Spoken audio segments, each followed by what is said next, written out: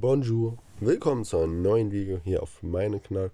Heute werden wir diese Shell Area bauen. Wenn ihr wissen wollt, wie ich das gemacht habe, dann bleibt dran.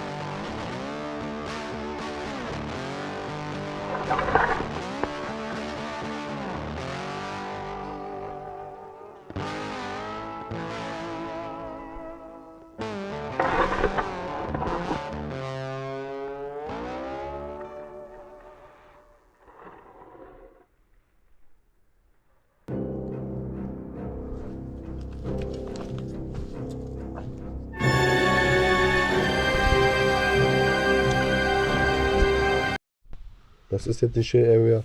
Ich hoffe, euch hat es natürlich auch gefallen. Mir hat die Shell Area eigentlich ziemlich gut gefallen. Ciao, bis zum nächsten Mal.